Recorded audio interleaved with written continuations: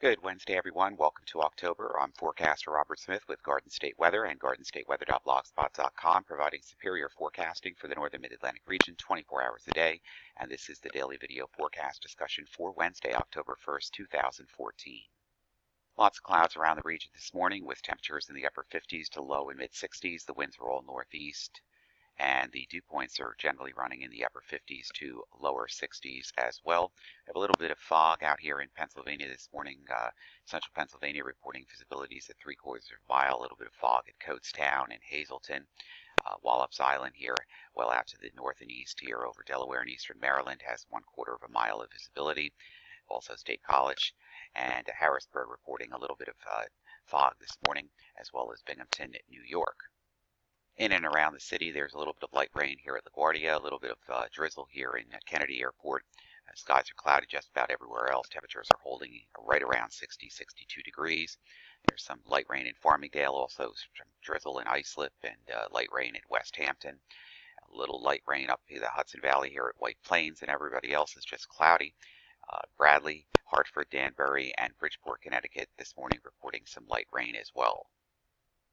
Morning visible satellite imagery this morning shows the clouds across the region, especially to the north, and this is indicative also of the water vapor imagery. We have an upper level trough and low here across central Pennsylvania, a surface wave developing off the southern New England coastline, and this is keeping precipitation backing in from the northeast to southwest. It's spinning around here. We'll get a closer view here on the radar mosaic. We can see this is a low spinning off the coast now, developing and putting spokes of precipitation back through the region. Apparently, we just refreshed this panel here. Let's go back here. And it's keeping most of the area from New York City to the north and east with some light rain and drizzle this morning. Other areas just have basically cloudy skies and a raw northeast feel to the air. Watches, warnings, and advisories. Basically, for central Pennsylvania, we have some dense fog. It remains through the 9 a.m. hour. Visibility is 1/4 of a mile or less. And the impacts obviously will be increased travel time in that area. Right along the immediate coast, we have small craft advisories, and these are in effect from Sandy Hook to Fire Island Inlet out to 20 nautical miles for northeast winds at 10 to 15 knots, gust up to 25 knots, seas 3 to 5 feet. And this will be in effect from 6 a.m. Remains in effect through 6 a.m. on Thursday. Also for the coastal waters of New Jersey, we have small craft advisories from 11 this morning to 6 a.m. on Thursday. Again, north winds at 15 to 20 knots, gust up to 25 knots mainly tonight, seas 3 to 5 feet. An increase of northeast flow will lead to some wind gusts between 20 and 25 knots and steadily building seas later today and tonight, reaching up to about the 5-foot range. And your pollen forecast from pollen.com today on the low side, also on the low side Thursday, Friday, Saturday, and Sunday as we're heading into the later part of the late summer, early fall season. So the predominant pollen still being ragweed and chenopod, but the amounts of pollen dispersal through the air continuing to be low and stabilizing as a result of the change of seasons. Of course, what's not changing is the amount of allergies in the air and upper respiratory problems right all over the New Jersey, New York City, Philadelphia metropolitan area this morning. A lot of these people reporting hacking coughs, colds, in some cases bronchitis, as the upper respiratory problems continue throughout the region. And on the aviational weather deck this morning, we have a little bit of LIFR, IFR, and MVFR conditions across the region. And right now we're expecting that to continue with a light northeast wind and some scattered showers across the region. Basically, after morning sunshine gets going here, MVFR ceilings and IFR ceilings will linger this morning, becoming mostly VFR around midday to early afternoon. Scattered showers this morning, northeasterly winds expected mostly in the 8 to 10 knot range. For tonight, MVFR or IFR ceilings redeveloping later on with possibly patchy 1 to 3 mile fog and light north wind across the region. Mostly MVFR conditions possible tomorrow, then otherwise VFR. A lingering shower east of Millville and Atlantic City, otherwise dry. Basically on Friday, VFR early, then MVFR late, with rain showers increasing late in the day. Friday night, MVFR and IFR with increasing rain chances from west to east by daybreak. The rain could be heavy at times with approaching cold front, moderate confidence. And on Saturday, MVFR and IFR conditions early in rain, heavy at times, increasing to VFR with the rain ending from west to east during the morning and afternoon with a cold frontal passage late morning to early afternoon from west to east and a wind shift from the southeast to the northwest.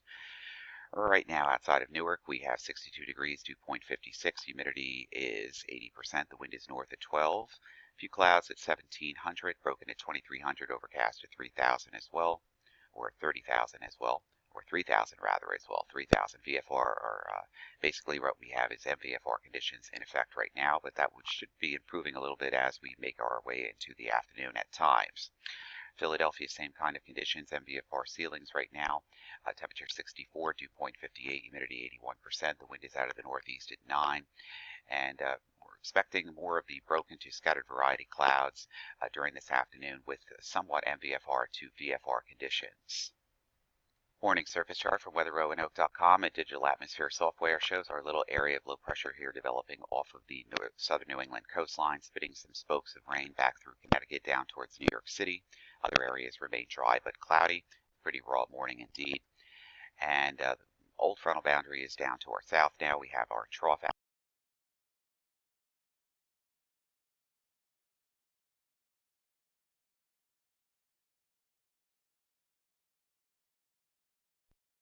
sunshine tomorrow, but generally dry conditions across the region by tomorrow.